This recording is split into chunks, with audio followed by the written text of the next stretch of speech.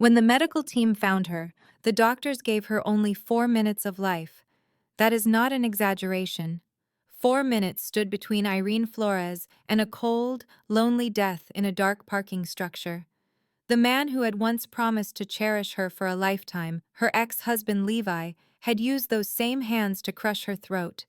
He had wrapped his fingers around her neck, applying relentless pressure until the world dissolved into blackness. He squeezed until the delicate blood vessels in her eyes burst, painting them a horrifying red. He squeezed until her heart began to flutter, then stop. The paramedics called her survival a miracle. They used the word without hesitation. But Irene understood a truth they could not see. For women like her, there are no miracles. There is only the grim act of surviving, and the certainty that the monsters who hunt you will always, eventually return. What she could not possibly have known was that her brush with death had just ignited a war. And the man who started that war was a predator far more dangerous than Levi could ever hope to be. This is a story about power, the only thing that can truly keep you safe. You need to hear how she finally got it. This is a story about one truth every woman who has ever been trapped needs to understand. When the system fails you, real protection does not come from paperwork, it comes from power. This story is going to reveal a painful lesson that countless women have been forced to learn in silence. The system is designed to fail you. The pieces of paper, the restraining orders, the reports filed with indifferent officers, the expensive promises made by lawyers, none of that can stop a man who truly believes that he owns you. He will see those legal documents as a challenge, not a barrier. But that does not mean you are destined to fight your monster by yourself. Sometimes, real protection arrives from a source you would never expect, from a world you never knew existed. And sometimes, the only force capable of stopping a vicious predator is an even bigger, more intelligent predator. If you have ever felt completely trapped, if you have ever screamed for help only to be met with disbelief, if you have ever been told to just walk away as if it were a simple choice, then this story is for you. Before we continue, I want to connect with you. Please, leave a comment and let me know where in the world you are watching from. And if Irene's struggle resonates with you, I ask that you subscribe to this channel because the story I am sharing tomorrow will leave you absolutely breathless. Now, let us return to the exact moment that changed the course of her entire life. The hospital room was a world of sterile, blinding white. The very air she breathed tasted of harsh chemicals and sharp antiseptic, a constant reminder of how close she had come to the end. The only sound was the steady, rhythmic beep of the heart monitor beside her bed. That mechanical pulse did not feel like life. It felt like a countdown clock, ticking away the seconds of a future she had nearly lost forever. Every single breath Irene managed to draw sent a fresh wave of fire through her shattered ribs, a brutal punishment for the simple act of being alive. But that physical agony was a dull echo compared to the crushing weight of a single, devastating realization. She was completely and utterly alone in this war. She had followed every rule. She had filed the police reports. She had obtained the restraining order. She had hired a lawyer. And, just hours before Levi attacked her, she had signed the divorce papers. And not one of those actions had made a difference. None of it had prevented him from trying to murder her. Her beautiful auburn hair, the hair she so carefully styled each morning for her customers at the coffee shop, was now a tangled, sticky mess of dried blood against the starched white pillow. Her gentle green eyes, which usually held a quiet and determined sparkle, were swollen completely shut, hidden behind a mask of deep purple bruising. And the delicate skin of her throat was a gruesome map of violence, dark, distinct bruises in the shape of fingers, telling the story of her final, suffocating seconds on the cold asphalt. She was a living portrait of his brutality, fighting to breathe, fighting to accept that she had somehow survived. In the deepest corners of her mind, a cold voice whispered a truth she had spent years running from. He will be back for you. He always comes back to finish what he started. But what Irene did not yet understand was that the rules of the game had already changed. Drifting in and out of a medicated haze, she began to catch fragments of conversations from the hallway just outside her door. The voices she heard were not the soft, reassuring tones of doctors or the gentle chatter of nurses. These were deep, commanding voices. They spoke with a cold, sharp edge of absolute and unquestionable authority. The entire seventh floor is now a restricted zone. No one gets in or out without my direct authorization. I counted 200 of our guys deployed throughout the hospital. This building is a fortress. Parrish is on site.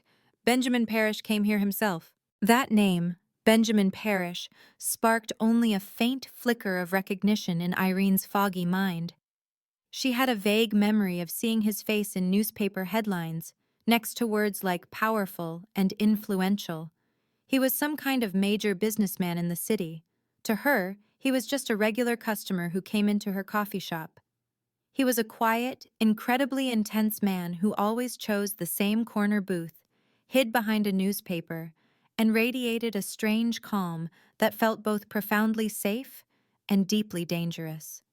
She had absolutely no idea that for the last 8 months, this same man, Benjamin Parrish, had been carefully watching her. She did not know he had noticed the way she would flinch whenever the front door slammed shut too loudly. She did not know he had seen the subtle tremble in her hands as she poured coffee during the quiet afternoon hours.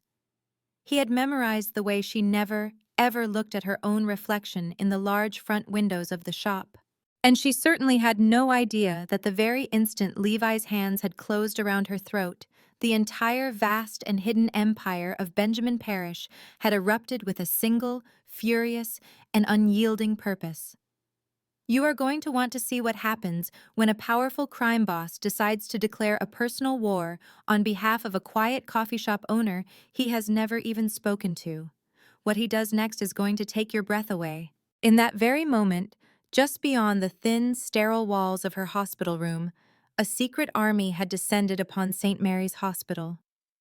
Ben's army. They had turned the entire building into an impenetrable fortress. 200 men, all of them armed and lethally efficient, had materialized from the city's shadows as if they were ghosts. They now controlled every single entrance and every single exit. They monitored every security camera. They vetted every doctor, nurse, and staff member who set foot on the 7th floor. The violent, chaotic storm of her husband's rage had passed, but a far more organized and dangerous tempest was just beginning to gather strength. Irene's life was now inextricably linked to the most powerful and feared man in the entire state. She was no longer just Irene Flores, the quiet, struggling owner of a small coffee shop. Without her knowledge, she had become the singular obsession of a crime lord who had just risked his entire empire on her survival. The staggering price of her salvation, and the identity of the man who had paid it without a moment's hesitation, was about to completely shatter everything she thought she knew about safety, about power, and about the true darkness that lurks in the hearts of men. The overpowering chemical smell of antiseptic was what finally pulled her back into a reality that felt more like a waking nightmare. Irene's fractured mind slowly began to piece together the sequence of events that had brought her to this place. Just yesterday evening, she had secretly met with Mr. Harrison, a divorce attorney recommended to her by a kind, elderly customer. That meeting in his quiet, book-lined office had felt both terrifying and incredibly liberating. After 7 long years of escalating abuse, after countless broken bones and broken promises, after all the hospital visits she had lied about to protect him, Irene had finally summoned the courage to sign the papers. She could still feel the weight of the pen in her hand, remembering how it trembled as she wrote her name on the divorce filing. She could still see the look in Mr. Harrison's eyes, a mixture of profound respect and deep professional concern. She remembered walking out of his office and thinking, for the first time in nearly a decade, that she might actually be able to escape. That single glimmer of hope had lasted for exactly 43 minutes. When she returned to her car in the rapidly darkening parking garage, Levi was already waiting for her.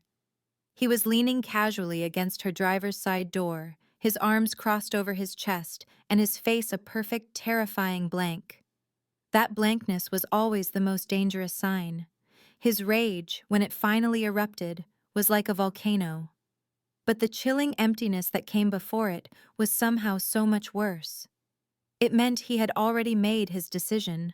"I found the business card for the lawyer," he said, and his voice was so eerily calm it made her skin crawl. "The one you tried to hide under the floor mat in your car. Did you honestly believe I would not check there?" Her blood turned to ice in her veins, and a wave of nausea washed over her. "Levi, please, do not do this." "Did you really think," he interrupted, his voice dropping to a vicious, hateful whisper, "that you could just walk away from me? Did you believe that pathetic little coffee shop of yours was going to protect you from me? I own you, Irene. I have always owned you, and I will continue to own you until the day you take your final breath." What followed was not a sudden burst of uncontrollable anger. It was calculated. It was methodical. It was a lesson designed to destroy her completely, body, mind, and spirit. He was not just hitting her, he was systematically proving a point with every single blow. Her life, her body, her future, all of it belonged exclusively to him. The very last thing she could remember was the crushing, unbearable pressure building around her throat. She recalled the way her vision narrowed down to a single, shrinking point of light, and the distant, fading sound of sirens wailing somewhere far, far away in the city.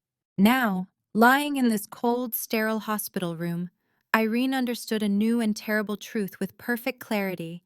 Even if she managed to survive this, even if her bones healed and the bruises faded, Levi would come for her again. He would always find her. He would never stop. The restraining order she had fought so hard for was just a worthless piece of paper.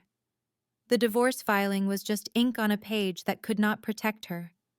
The only thing in the world that could truly stop a man like Levi was power. Raw, overwhelming, and absolute power that he could never hope to challenge or overcome. But where could a woman like her, a woman with nothing, ever find that kind of strength? Stay with me, because the answer to that question is about to walk right through her hospital room door. Two silent, imposing figures stood watch over her hospital bed, one on each side. The first was a tall, incredibly elegant woman dressed in an expensive, perfectly tailored dark suit. Her name was Carrara, and every single detail about her, from her flawlessly manicured nails to her cold, intensely calculating eyes, screamed that she was much more than a simple personal assistant. The second was a massive man who was positioned by the door like a statue carved from a block of granite. His rigid, unmoving posture and his constantly scanning, watchful gaze spoke of years of elite military discipline. Neither of them spoke a single word to Irene. They did not offer any comfort, nor did they provide any explanation for their presence. When the nurses entered the room to check her vital signs, they moved with a nervous, hurried efficiency, keeping their eyes fixed firmly on the floor. They avoided all small talk. They never asked Irene how she was feeling. They simply performed their duties with trembling hands and then fled the room as if escaping a predator's den. Even through the throbbing haze of pain, Irene started to see that things were wrong. The flowers sitting in the shadows of the room were not the kind of bright, inexpensive arrangements that friends bring to a hospital. These were rare, snow-white lilies, professionally placed in a massive crystal vase that almost certainly cost more than a full month of her rent. And the men standing guard outside her door were not the typical hospital security guards you might see on a night shift. They were perfectly still, like statues carved from granite, and their watchful eyes swept the corridor with a lethal, predatory alertness. Their quiet presence was an unspoken guarantee of swift, terrible violence to anyone who dared pose a threat. "You have woken up, Miss Flores," Carrara finally spoke, her voice unnervingly calm and collected. "You are currently a patient at St. Mary's Hospital. Your condition is stable, and I want to assure you, you are now under our absolute and total protection." "Protection?" The word was a dry, agonizing rasp from Irene's throat. It felt like swallowing broken glass to even speak. Protection from who? The police caught him. They arrested Levi, did they not? Carrara gave a slight, almost imperceptible nod. The authorities have indeed taken Mr. Donnelly into their custody, she confirmed, her tone remaining flat and professional. However, certain dangers exist that our conventional legal system is simply not equipped to handle. The individual who has arranged for your safety and medical care does not believe in temporary measures. He believes in permanent solutions. An icy dread, colder than any pain, snaked its way down Irene's spine. Permanent solutions. The phrase hung in the air, full of terrifying possibilities. What could that possibly mean? She was trying to piece together the identity of this powerful, unseen protector when the entire feeling of the room changed in an instant. The door opened with a soft, nearly silent click. The huge guard who had been standing near the window shifted his weight, his posture becoming even more alert. Carrara, who had seemed so in control, immediately stood straighter, turning to face the door with a kind of deep respect you would only show to a king. A man stepped inside. He was tall, and the dark, flawlessly tailored suit he wore did nothing to conceal the powerful, muscular frame beneath it. He moved with the unnerving grace of a panther, a creature of lethal power that was completely out of place in this sterile white room, yet somehow commanded every particle of air within it. His hair was as dark as a moonless night. His jaw was a study in hard, determined lines, and his entire being radiated a dangerous competence that could only be earned through years of violence. But it was his eyes that seized all of her attention. They were a startling, piercing shade of ice blue, and they focused on Irene with an intensity so profound that it stole the very breath from her lungs. In the depths of those eyes, she witnessed a combination of feelings that should not have been possible in one person. A cold, murderous rage was warring with an incredibly deep tenderness, and a sharp, calculating intelligence was mixed with a desperate, all-consuming concern. And then, the realization struck her with the force of a physical impact. She knew him. It was him. It was Benjamin Parrish, the quiet, intense man who sometimes came into her coffee shop. She was lying in that hospital bed, a broken and bruised testament to how completely the system had failed to keep her safe. This, however, was not a story about another failure. This is a story about how genuine power, the kind that operates above the law, can protect the vulnerable when all other defenses have crumbled. And you will want to stay to witness how true justice is finally delivered. Benjamin moved toward her bed, his every step filled with the unhurried certainty of a monarch inspecting his kingdom. It felt as if every tile on the hospital floor, every person within the building's walls, was his property to command. Carrara and the massive guards seemed to shrink, pressing themselves back against the wall until they nearly disappeared into the room's shadows. They instinctively understood that their purpose now was simply to be silent, to watch, and to follow any order without question. He came to a stop beside her bed, and his towering figure cast a long, dark shadow across her small, battered form. Under his gaze, she felt impossibly weak and exposed, a shattered bird with broken wings, lost in an ocean of white hospital sheets, struggling for each agonizing breath. He made no move to touch her. There was no need. The sheer force of his presence was a tangible thing, a solid shield of authority that now stood between her and all the dangers of the world. His gaze slowly traveled over the ugly purple bruises that stained her skin, pausing for a long moment on the dark, cruel fingerprints that circled her throat. For just a heartbeat, the icy fury that had defined his expression seemed to dissolve, replaced by something far more terrifying, a look of profound and dangerous compassion. If you have ever felt completely alone, completely abandoned, and wondered what it would be like to be shielded by someone with unimaginable power, then you need to listen closely. Because for the very first time in her difficult life, Irene was about to discover exactly what that felt like. Irene. His voice was not loud, but it was a deep, resonant rumble that seemed to absorb all other sounds, leaving the room in a state of absolute silence. He did not ask her the pointless question of how she felt.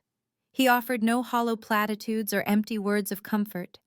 Instead, he spoke a single simple sentence that would fundamentally alter the course of her entire existence.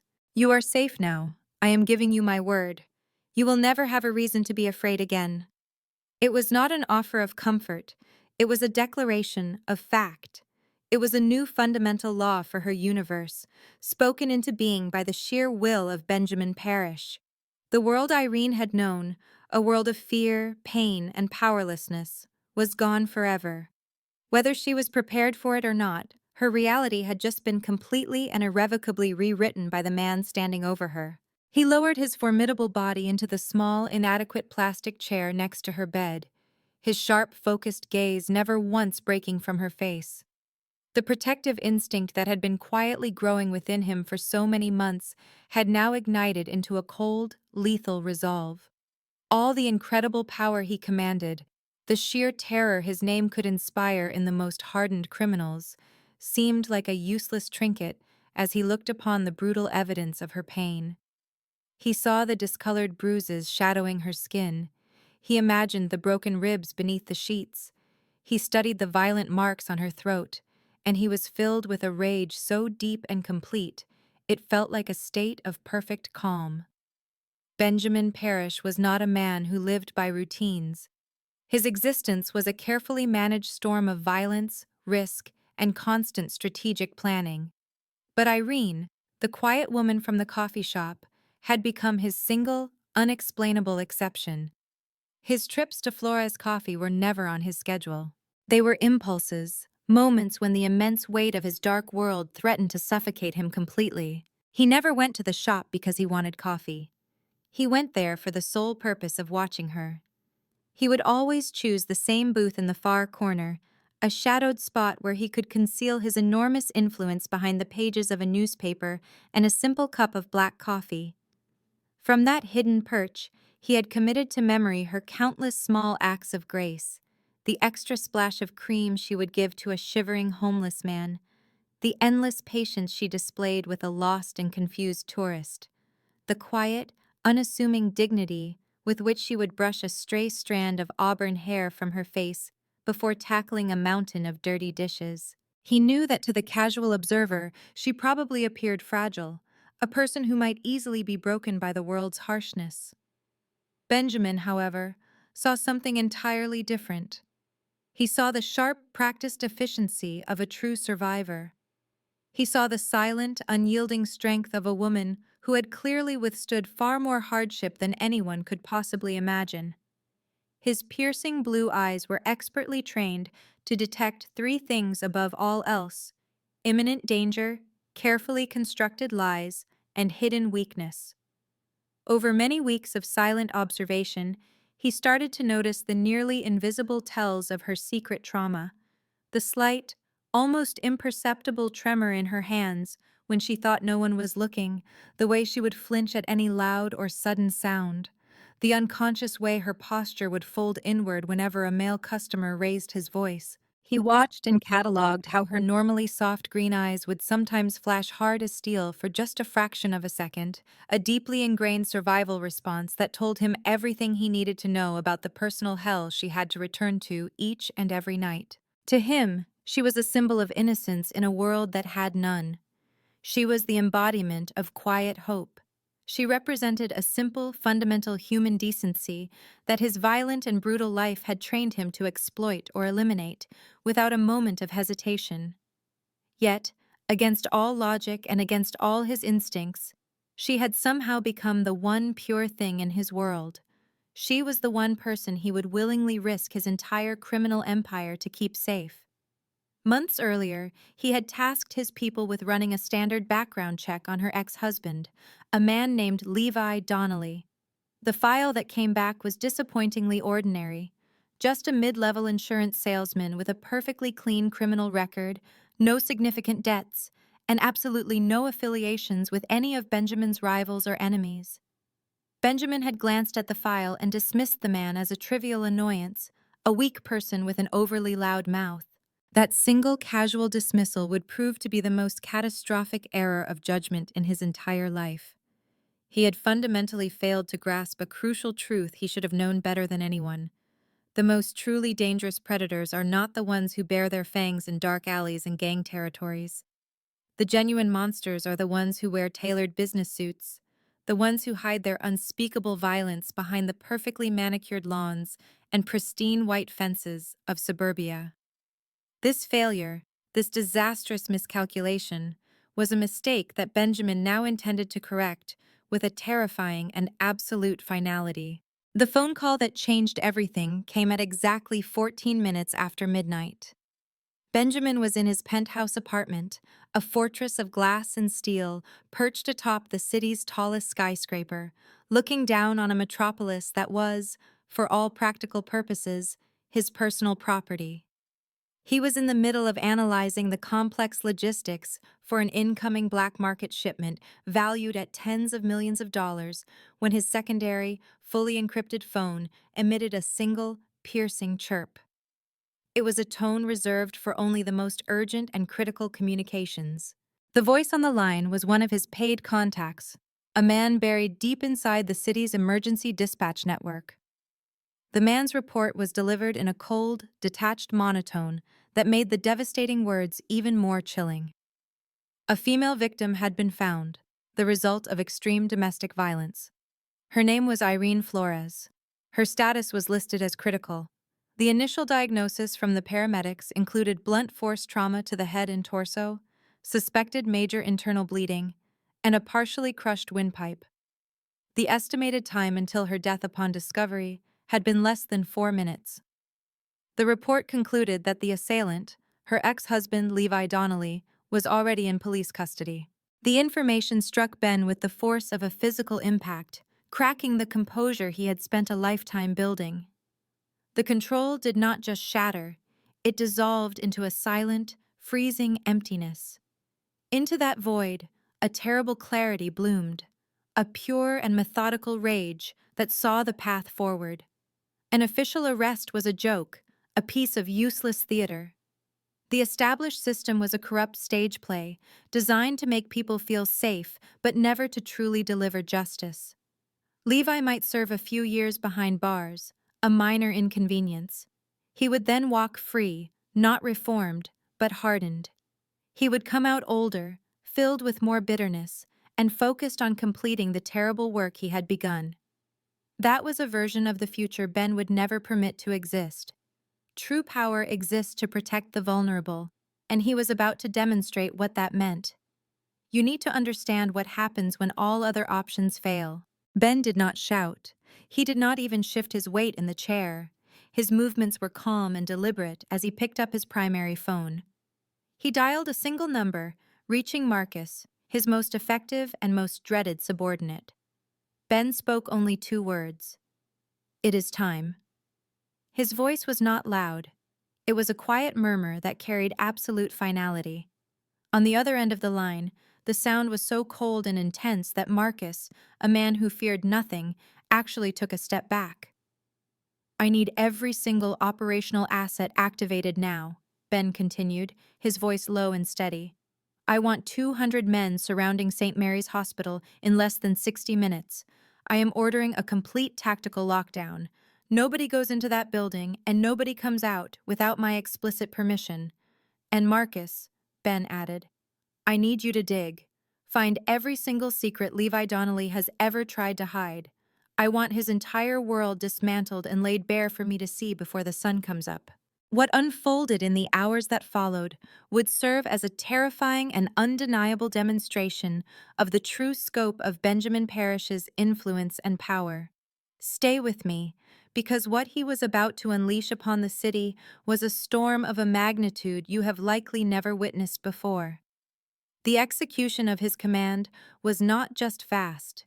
It was immediate, precise, and absolutely breathtaking in its efficiency. Within a span of mere minutes, the entire colossal and intricate machinery of the parish organization, a vast, shadowy empire that held controlling interests in international shipping, monopolized local construction, and governed the city's entire criminal underworld with an iron fist, pivoted its immense focus.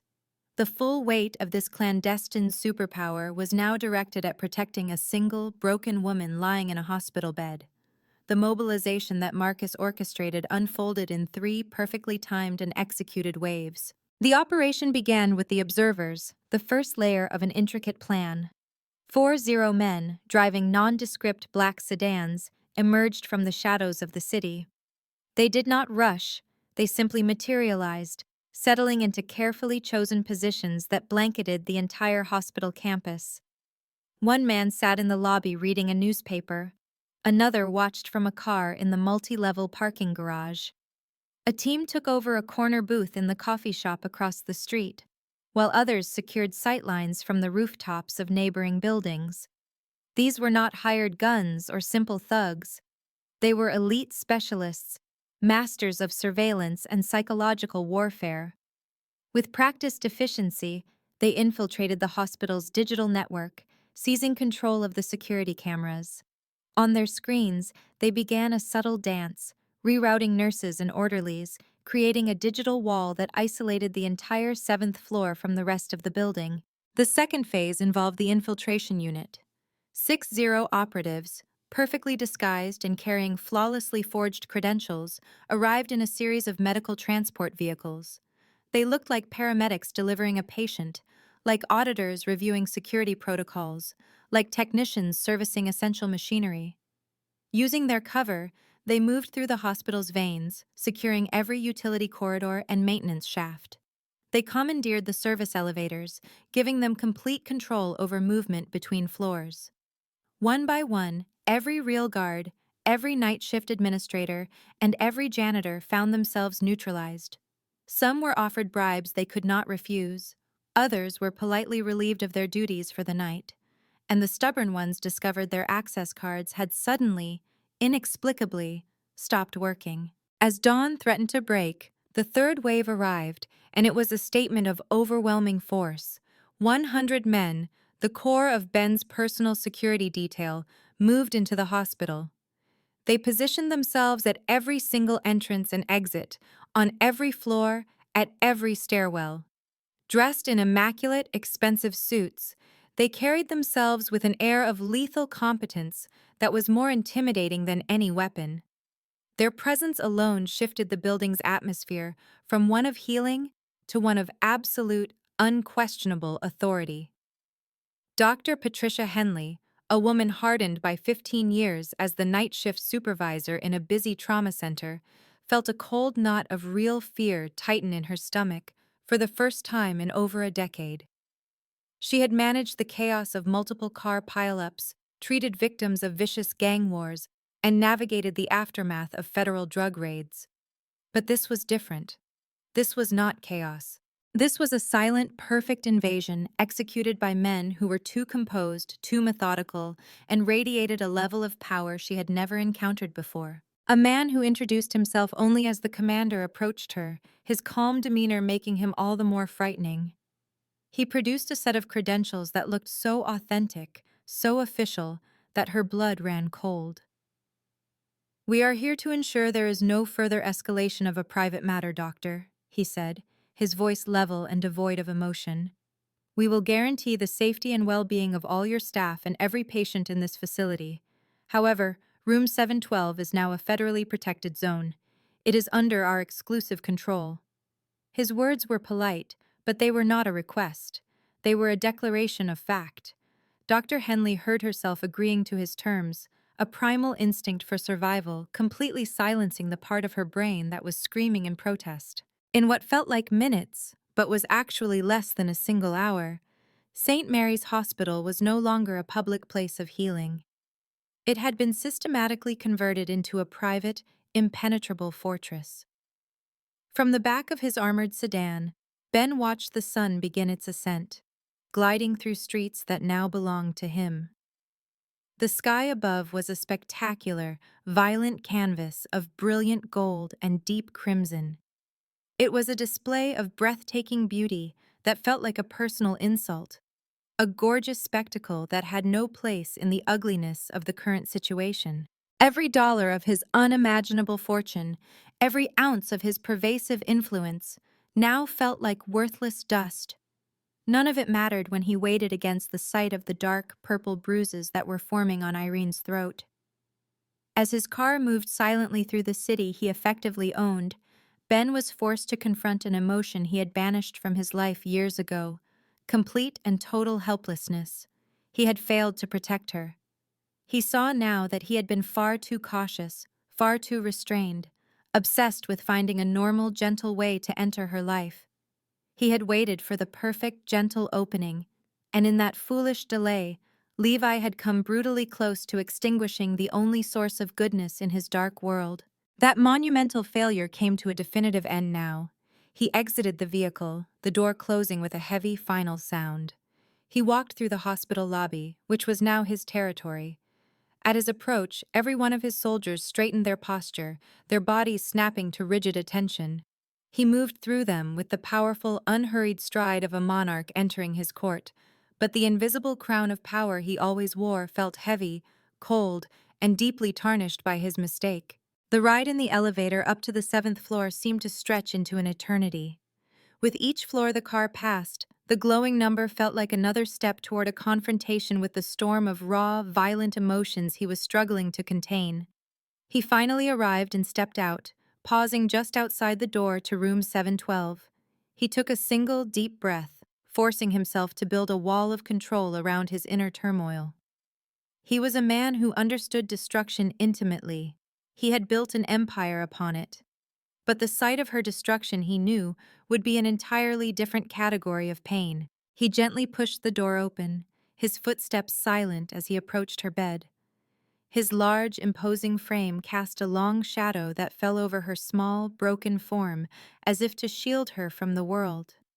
Seeing her there, the vibrant auburn of her hair matted with dried blood, her face swollen and discolored, the distinct, finger-shaped contusions circling her throat, unleashed a silent, white-hot fury inside him. It was a rage so profound, it threatened to shatter the ironclad control he had cultivated over decades. Irene. He spoke her name, the single word a raw, possessive sound in the quiet room. You are safe with me now. I am giving you my word. You will never have a reason to be afraid again. Having made that unbreakable promise, he lowered himself into the uncomfortable plastic chair next to her bed. In that moment, he transformed, ceasing to be an architect of power and becoming her unwavering, silent guardian. Just outside her door, and positioned strategically throughout the entire hospital, his vast army of men stood their posts, a silent testament to his vow. The most feared and dangerous man in the entire state was no longer a chairman or a commander.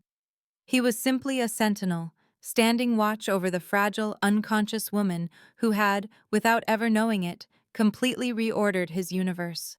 Irene fought her way back to consciousness in slow, painful waves. The very first thing she became aware of was a sound that did not belong, the deep, steady, and relentless sound of someone else's breathing. For what felt like an eternity, she drifted in the gray space between sleep and awareness, her only anchors the sharp, throbbing pain in her ribs and the monotonous mechanical beep of the heart monitor beside her. When she finally managed to pry her swollen eyes open, the first thing her mind registered was an overwhelming presence. It was not the detached, clinical watchfulness of a nurse making her rounds. It was the coiled, potent intensity of a predator patiently waiting at rest. Benjamin Parrish was sitting in the rigid, unforgiving plastic chair positioned right beside her bed. He was wide awake, not even remotely drowsy. His piercing blue eyes were open and fixed on nothing in particular, simply waiting for her to return to the world. The jacket of his impeccably tailored suit was unbuttoned, offering a glimpse of the powerful, muscular frame it concealed. His dark hair was perfectly styled, and his entire posture radiated a supreme, unshakable confidence that suggested the world itself would rearrange its axis to suit his will. His words from before echoed through the fog of her fractured memory. You are safe now. You will never live in fear again. Those words should have been a source of comfort, a balm for her terror. Instead, a fresh wave of fear, colder and sharper than before, washed over her. In her entire life, she had learned that true safety was quiet and unassuming. It had never before required the presence of what felt like a private, heavily armed military force. She tried to push herself up, to get a better sense of her surroundings, but her bruised ribs screamed in fiery protest. The movement forced an involuntary, sharp cry of pain from her lips. In an instant, Ben's head snapped toward her. The transition from his state of perfect stillness to one of razor-sharp, focused attention was faster and more unsettling than any human reaction she had ever witnessed. "Do not move," he commanded. His voice was a low rumble, but it carried an authority that was absolute and permitted no argument. With the fluid, controlled grace of a large hunting cat, he rose from the chair. He reached out and placed a hand on her arm, his touch surprisingly gentle as he took great care to avoid the landscape of her injuries. "The doctor's orders were very clear," he continued. "You have severely torn tissue and significant internal bruising. Your only job right now is to rest. It is completely non-negotiable." Irene's mind could barely process the medical information. Her throat felt impossibly tight, a phantom sensation that was a physical echo of Levi's hands closing around it. But the quiet, immense way this man simply occupied the space in her room created a different kind of pressure, a weight that had nothing to do with physical violence, but was just as suffocating. "Who are you, really?" The question came out as a ragged whisper, the words scraping their way past the lump of fear lodged in her throat. For a long, heavy moment, he did not move or speak, simply watching her. Finally, he answered, "I am Ben. I was a customer who came to your coffee shop." His voice was calm and his answer was simple, yet it explained absolutely nothing. "No." The word was small, but inside the wreckage of her bruised body, she found a tiny, defiant spark. "That is not what I am asking. I hear the whispers from the staff in the hallway. I see the way the nurses and the doctors move around this room, like they are walking on shattered glass. This hospital does not feel like a hospital. It feels like a military fortress." The man I knew from the shop was quiet. He drank his black coffee, and he read his newspapers. That quiet man does not command an army of 200 guards. Ben did not insult her with a denial or an attempt to mislead her. He simply moved to the window, his movements deliberate. He carefully adjusted the blinds, softening the harsh morning light that fell across her bruised and swollen face, before he finally turned back to face her. "My full name is Benjamin Parrish," he stated, his voice even. "I am the person who is responsible for saving your life. I am also the person who directs a very significant portion of the unspoken, unofficial business that happens in this state. The police department keeps a thick file on me. In it, they refer to me as a crime boss. The people who work for me call me the chairman, and you, Irene, have only known me as your quietest and most reliable customer." The truth of his words did not just shock her. It landed like a physical blow, violently knocking the air from her lungs and leaving her gasping. Benjamin Parrish. There was not a single person in the entire city who did not know that name. It was a name that was synonymous with absolute, untouchable power. It was a name whispered in connection with invisible wealth and rumors of dark, brutal violence that never made it into the newspapers. He was supposed to be a myth, a ghost story that parents told their children to scare them, not a real physical man who sat in her coffee shop and ordered a simple black coffee. The fragile, tentative sense of safety she had begun to feel only moments before instantly curdled into a thick, suffocating horror. She understood now. She had not been rescued from a monster. She had simply been claimed by a different and infinitely more powerful one. "You are the head of the Mafia," she breathed, the words barely audible. "I am a man who possesses significant resources," Ben corrected her, his tone surprisingly gentle. "I have access to resources that a pathetic creature like Levi Donnelly could not even begin to imagine." And you need to understand, Irene, he came within 4 minutes of ending your life. This security detail you see all around you is not for show. It is an absolute necessity. Levi may be small, but he has friends in his disgusting little world. More importantly, he operates under the twisted, sick belief that he owns you. He will not stop trying to get to you. But I promise you this, neither will I. Irene's mind struggled desperately to reconcile the two completely different men who now occupied the same space. There was the kind, quiet stranger who would sometimes offer her a small, gentle smile, and then there was the undisputed ruler of the city's entire criminal underworld, who now stood watching over her hospital bed. Why?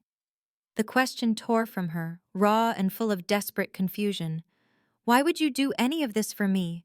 We do not even know each other. I am a nobody. I am just a woman who owns a little coffee shop and is trying to finally escape a terrible, violent marriage. Ben walked back toward the chair, but did not sit down. Instead, in a move that completely stunned her, he slowly knelt on the cold linoleum floor, a deliberate gesture that brought his piercing blue eyes exactly level with hers. The action should have made him seem smaller, less intimidating. But somehow, it did the opposite. It made his focus on her feel more intense, more complete, more absolute. It started months ago, just from watching you, he confessed, and his voice dropped to a register that was almost intimate. In my world, you were an anomaly, something that did not make sense. I saw how you worked from before sunrise until long after sunset. I saw the grace you managed to maintain, even when you were clearly exhausted. I began to notice the small things, the way you would flinch if a customer moved too quickly, the careful way you always avoided looking at your own reflection in the window. A muscle in his jaw clenched tightly, a visible sign of his frustration. I knew you were living in pain, so I had my people run background checks on Levi. They were simple inquiries at first, nothing too deep. The initial reports all came back clean. They painted a picture of a pathetic but ultimately ordinary man. That was my mistake. It was my unforgivable, arrogant failure. I judged him based on his public face when I should have been digging into the darkness he hid. I wanted to approach you in a normal way, without the heavy weight of my world standing between us. I was waiting, foolishly, for the perfect moment. His hand came to rest on the starched white sheet near her arm, and his knuckles turned white from the sheer pressure of his grip. And then, because I waited, he put you in this hospital bed. When my people called me from the emergency room and gave me the details of your injuries, telling me you were 4 minutes away from death, I finally understood. My patience was not caution. It was selfish vanity. And it almost cost me the only genuinely valuable thing I have discovered in years. At that moment, your safety ceased to be a priority. It became an absolute. This entire operation, all of these men, this fortress, this is what happens when I finally realize that I am not allowed to fail you again. Irene was caught in a whirlwind of conflicting feelings. First came the sharp sting of betrayal, realizing the kind man who saved her was actually a monster feared by everyone. Then came the cold dread of being in debt to Benjamin Parrish, the most powerful and dangerous man in the entire state. But underneath that fear and confusion, a shocking emotion surfaced, an overwhelming sense of relief. She was absolutely terrified of him, and yet, for the first time in more than 10 agonizing years, she felt completely and truly safe. If you have ever known that precise feeling, that incredible moment when years of crushing fear are suddenly lifted because a greater, more dangerous force now stands between you and your personal monster, then you know exactly what was happening inside Irene's heart. Keep listening, because the events that unfold next will demonstrate what genuine protection truly is. "What about Levi?" she managed to ask, her voice a fragile, trembling thing. "What is going to happen to him now?" The gentle warmth in Ben's expression vanished in an instant, replaced by the look of frozen, unyielding steel. The predator she had sensed lurking beneath his calm exterior was now fully present, filling the room with a silent, dangerous energy. "The police have arrested him," he stated calmly. "But the official legal system is flawed. It has its limits. It functions based on specific charges and predetermined sentencing guidelines. It tries to measure out justice in units of time, in years." He then rose from his chair, his full and imposing height seeming to shrink the room around him. "My system is different. It deals in consequences. The consequences are permanent. The consequences are immediate. And the consequences are undeniable. He will never be able to approach you again, Irene. He will never experience freedom again. The man who attempted to take your life has now learned a difficult lesson. The protection the law failed to provide you, I have now granted. He has learned that crossing me is a fatal error." The chilling meaning of his words hung thick and heavy in the air. Levi was not going to face a judge and jury in a courtroom. He was about to experience the Mafia's form of justice, a final verdict delivered with a certainty that no legal system could ever match. Irene's gaze drifted past Ben's powerful shoulders, looking through the window at the invisible army of men who were now her protectors. She felt like a delicate bird, suddenly placed inside a beautiful but inescapable cage, a cage built by a crime lord who had asserted absolute ownership over her very survival. She was horrified by the truth of who he was. But she could not escape the undeniable fact. He had appeared with both the immense power and the unwavering will to protect her when everyone and everything else, including the law itself, had failed her completely. "I do not feel like I know who you are anymore," she confessed, her voice barely a whisper. "Are you the kind man who rescued me from that alley? Or are you the powerful crime boss who secretly controls this entire city?" "I am both of those men," Ben answered with simple honesty. "But when it comes to you, Irene, I am only the man who will guarantee your safety, no matter the cost. For now, that is the only thing you need to understand." He slowly reached his hand toward her, his movements deliberate to give her ample time to pull away if she wished. His fingers made contact gently, touching the unbruised skin on the side of her cheek.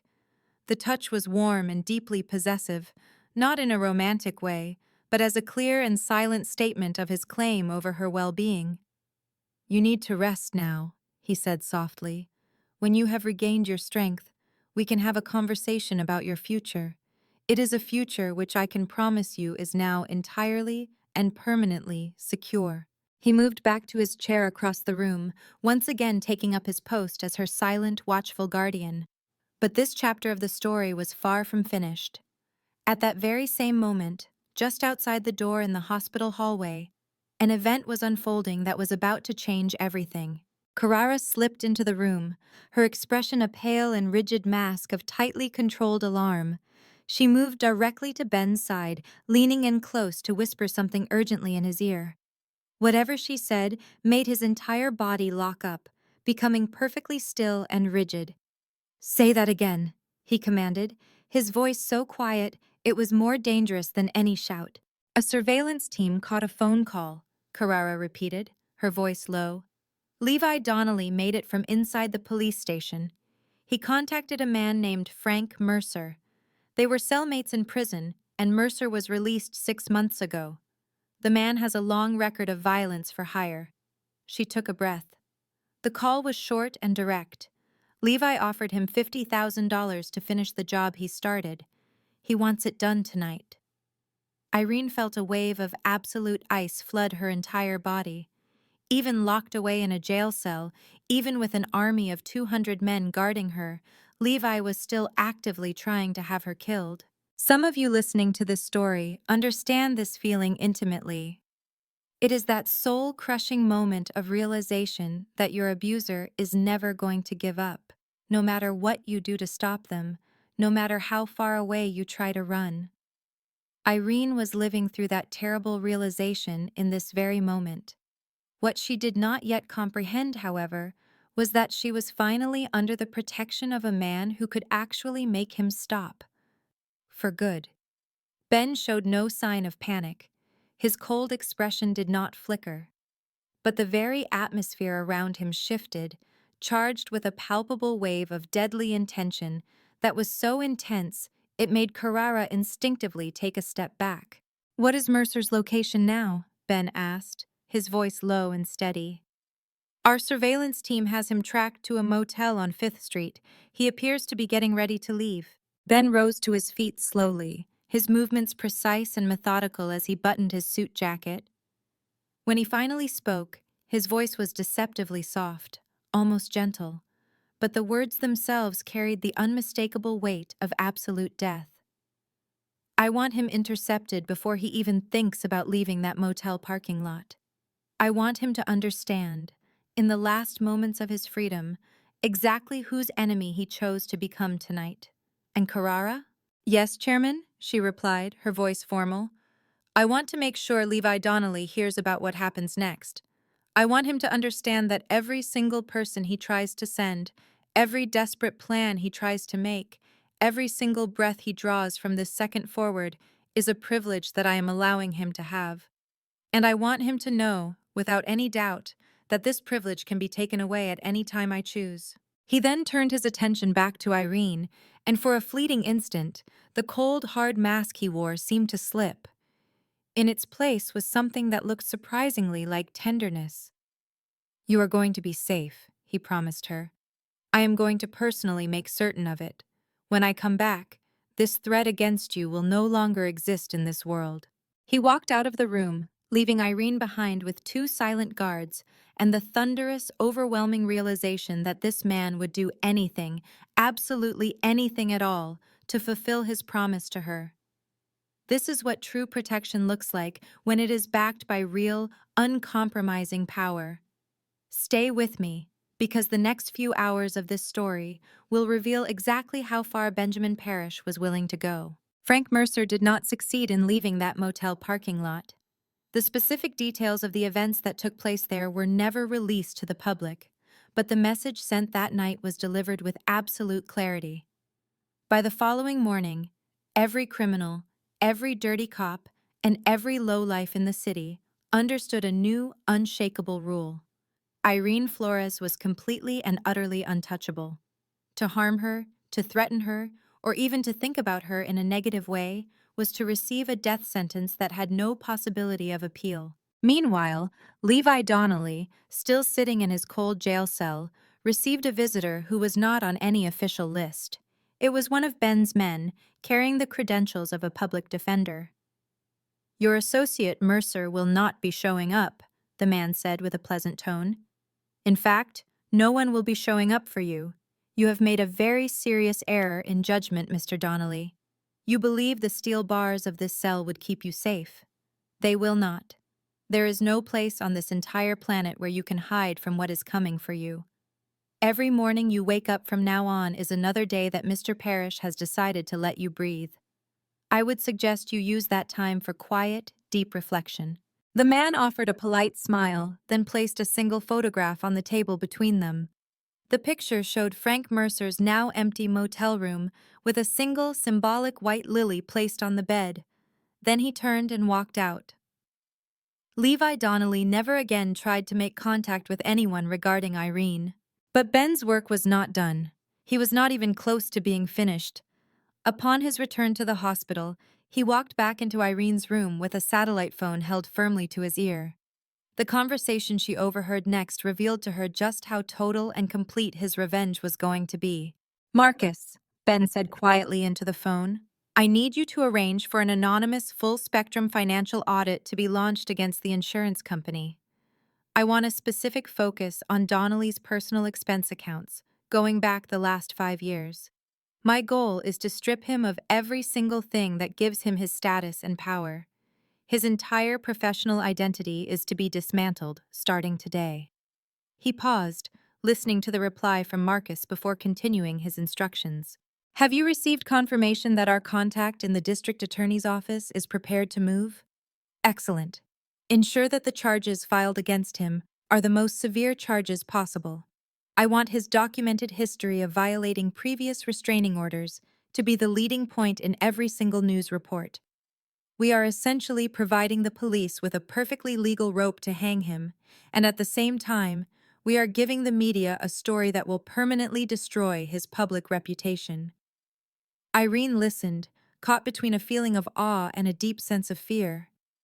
Ben was not just neutralizing a threat, he was systematically and meticulously erasing Levi Donnelly from the world, piece by piece, relationship by relationship, and dollar by dollar. Just as Ben ended the call with Marcus, his phone began to ring again.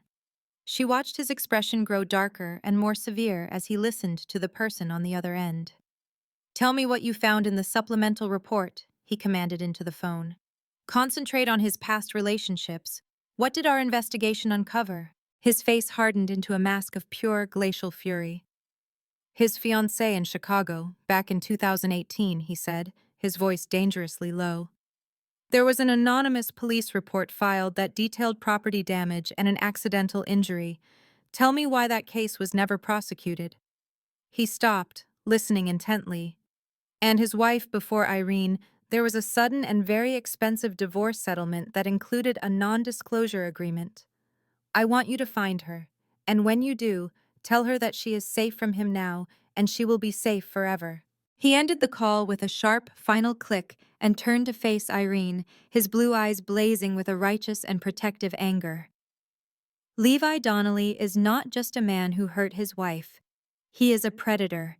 He is a serial abuser who has perfected the skill of concealing his crimes using his money and legal intimidation tactics. He has done this exact thing before, many, many times. He bought people's silence. He threatened witnesses until they were too afraid to speak. You are not just the victim of a marriage that failed, Irene. You are the survivor of a man who systematically targets and preys upon vulnerable women. If you are listening to this story right now, and you have ever found yourself blaming yourself, if you have ever asked why you stayed so long, why you did not leave earlier, or why you felt you were not strong enough, then please listen closely to what Irene just found out. She was never the weak one. She was specifically targeted by a manipulative predator who had spent years refining his cruel methods on multiple victims before her. The shame she carried was never her burden to bear. The undeniable truth of Ben's words struck Irene with the force of a physical impact, finally breaking apart years of accumulated guilt. She had asked herself those same painful questions over and over again. Why did I allow this to happen? Why was I not strong enough to just leave? Now, for the first time, the real answer was crystal clear. Levi had a well-practiced system. His cruel methods were rehearsed and polished over time. She had never been weak at all. She had been systematically trapped by an experienced and calculating monster. The heavy, suffocating cloak of shame that had weighed on her for so long finally lifted from her shoulders, and in its place was a cold, quiet, and righteous anger. "The money," she whispered, her voice filled with dawning realization as a forgotten piece of old gossip suddenly clicked into place. "The large settlement he paid to his first wife. He told everyone at the time that his parents' entire retirement fund had been lost in a bad investment." Ben gave a grim, confirming nod. "He will be held accountable for all of it, not just for the terrible things he did to you, but for every single woman he ever harmed. The courts will lock him away in a physical cage. My organization will make absolutely certain that for every remaining day of his life, he is forced to live with the memory of the face of every woman he destroyed. That will be his penance." For the next 72 hours, Benjamin's retribution was carried out with the cold, calculated precision of a master plan. Every single step was designed for maximum impact, and it all unfolded flawlessly. The intensive financial audit he had initiated tore through Levi's entire professional life, revealing a long and sordid history of criminal activity. Auditors found years of systematic embezzlement and blatant expense account fraud. The consequences were immediate and brutal. Within just 48 hours, Levi lost his job. He was not just laid off, he was terminated for gross misconduct, which meant he received no severance pay, and his career was left with a permanent, shameful mark that would follow him forever. The public destruction of his reputation began with an anonymous message sent to the media. The tip described a disturbing pattern of domestic violence connected to a local insurance professional. Within a matter of days, Levi Donnelly's name and photograph were unavoidable, featured on every local news program and website. The story exploded when his first wife came forward for a televised interview, finally free to speak her truth. A team of lawyers, secretly financed by Ben, had successfully dismantled the non-disclosure agreement that had legally silenced her for so many years. Simultaneously, his financial life was systematically choked off. Every one of his bank accounts was frozen as part of the official investigation. His house was plunged into foreclosure.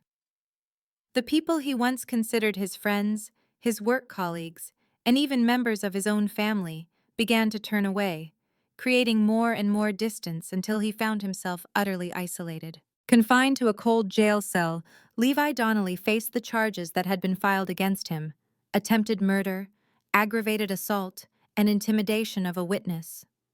As he awaited his trial, a devastating clarity washed over him. He finally understood that he had provoked an opponent he could not outsmart, could not threaten, and could not escape. His entire life had been built on manipulating others, but that power was now gone. He had focused all of his cruelty on destroying a single woman. But in that vicious attempt, he had awakened something else entirely, a far more dangerous monster. Irene observed all of this from a distance, watching as Levi's world came apart. First, she saw the news from her hospital bed, then from the comfort of a private recovery suite that Ben had arranged for her. Finally, she moved into a beautiful, secure apartment he owned. A significant part of her was still deeply afraid of Ben. She was terrified by the sheer scope of his power, the dark and mysterious world he commanded, and the chilling efficiency with which he operated. Yet, she could not escape one simple, overwhelming truth. For the first time in over 10 years, she could finally breathe freely. For the first time since she had married Levi Donnelly, she could go to sleep at night without the paralyzing fear that this might be the night he succeeded in ending her life. The unrelenting, suffocating sense of dread that had been the background noise of her entire life had simply evaporated. It was gone. Something new had taken its place, a profound awareness of the dangerous man who had made her safety his personal and unwavering mission. But she understood that his capacity for danger was a shield for her, not a threat. It was a weapon aimed outward, at anyone who would ever dare to harm her.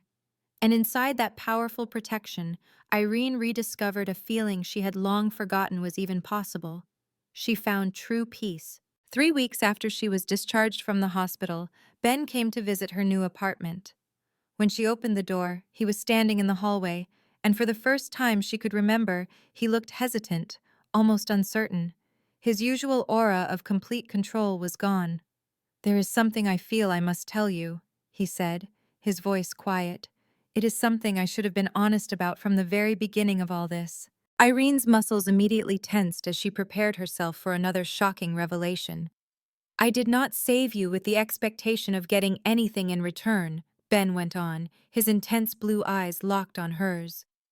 "I chose to help you because in my many years living in darkness, you were the only true light I had ever seen.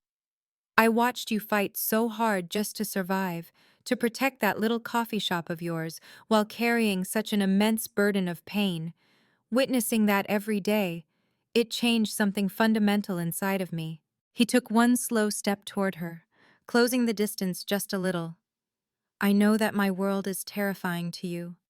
I am not ignorant of who I am or the things I have done in my past, but it is important to me that you know this.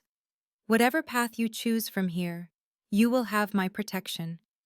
Whether you decide to stay or you decide to disappear to a place far away from me, you will always be safe. That is my unconditional gift to you. There are no strings attached. Your safety is not a debt to be repaid.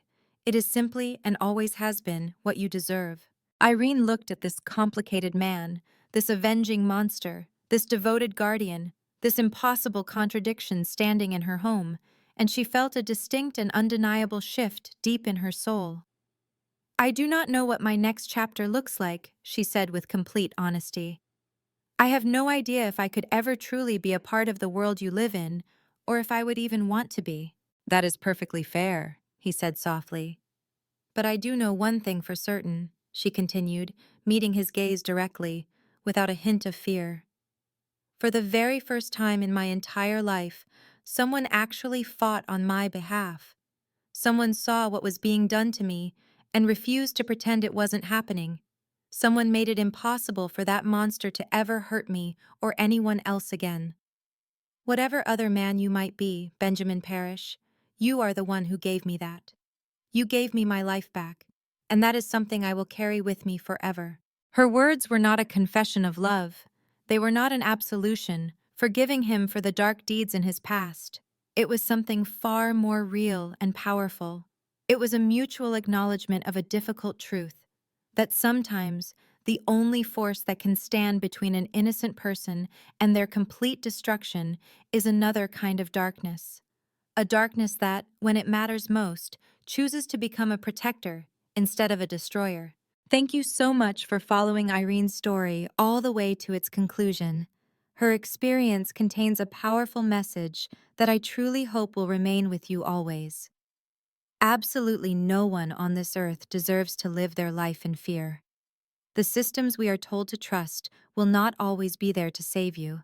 The court orders, the legal filings, the official promises, they are often just flimsy pieces of paper when you are facing a monster who truly believes that they own you. However, that reality does not mean that you are without hope or allies. Sometimes, help and safety can come from the most unexpected people and places. Often, the most powerful move you can make is that first step of simply refusing to suffer in silence any longer. Sometimes, it is about finding that spark of courage to sign a legal document, to make a difficult phone call, or to simply force yourself to believe, even when the entire world tells you otherwise, that you are worthy of being safe. Irene survived and found her freedom because she took that critical first step. Every positive thing that happened after flowed from that single, brave act of defiance. If this story connected with you on an emotional level, if it served as a reminder of your own inner strength, or if it made you think of someone who needs to hear this message, please consider taking a moment to hit the like button and share this video. Your subscription is incredibly important to me. It is what allows me to continue bringing you more stories just like this one. Stories of incredible women who refuse to accept being broken. Please go to the comment section below and tell me, which specific moment in Irene's journey had the biggest impact on you? I make it a point to read every single comment you leave, and I would be honored to hear your thoughts. And once you are done, please click on the video that is now showing up on your screen. The next story is already waiting for you, and believe me, it is an incredible one you are not going to want to miss. All of the content you see here was created through a process of careful research, dedicated writing, and manual editing by our team. Our goal is to bring you stories with meaningful lessons and true emotional value. Every single narrative we produce is designed with one purpose in mind: to inspire you, to empower you, and to remind you that regardless of how dark your situation may seem, you are never truly fighting your battles alone. The lesson from Irene's story is clear. You are not weak for staying. You were never the problem. Predators like Levi spend years perfecting their methods of control. Your only job now is to take that first step. One phone call, one signature, one moment of believing you deserve to be safe. That single act of courage can change everything. If this story gave you hope or reminded you of your own strength, please take a moment to hit the like button. Share this video with someone who needs to hear it. And if you have not already, please subscribe to this channel. Your support allows me to keep bringing you stories of women who refuse to be broken. Drop a comment below and tell me, which moment in Irene's journey hit you the hardest? I read every single comment, and I would be honored to hear from you. Now click on the video appearing on your screen. The next story is waiting, and trust me, you do not want to miss it. All content on this channel is carefully researched, written, and manually edited by our team to bring you meaningful stories with real emotional value and life lessons. Every narrative is designed to inspire, empower, and remind you that no matter how dark your situation seems, you are never truly alone.